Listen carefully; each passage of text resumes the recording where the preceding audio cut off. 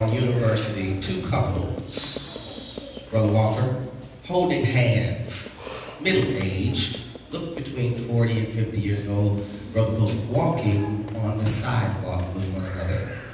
I observed them, Sister Mary, holding hands, walking down the sidewalk to their various destinations. Now, being from Virginia, I thought it was a little chilly outside last evening. But here these two middle-aged couples are.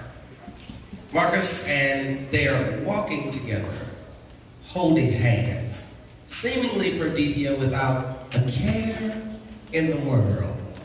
And right then, Deacon Haynes, the Lord began to speak with me about walking with one another. He says, when we walk with one another, many of us trust each other enough that when we're walking in the company of someone we know, someone we're comfortable with, we feel safe. We feel like we're covered, Sister Nancy, if you will.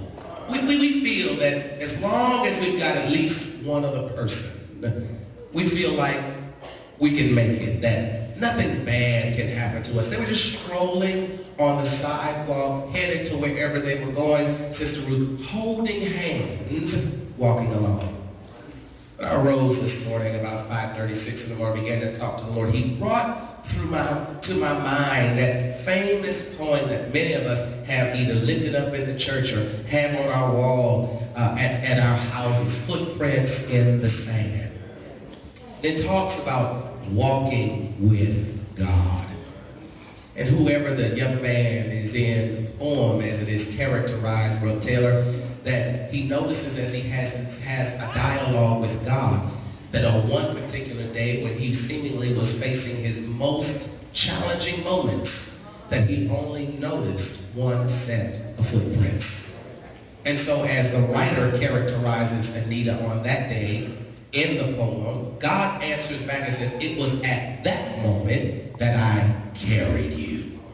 And so I want to turn our focus now to Psalm 91, where the writer, before the Serenity Prayer and before Footprints in the Sand, wherever written, begins to dialogue with us about walking with God.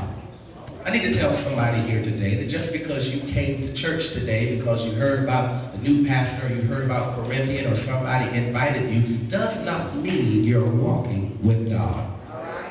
Just because you've been a member of the Corinthian church for quite some time, I hate to bust your bubble, it does not necessarily mean,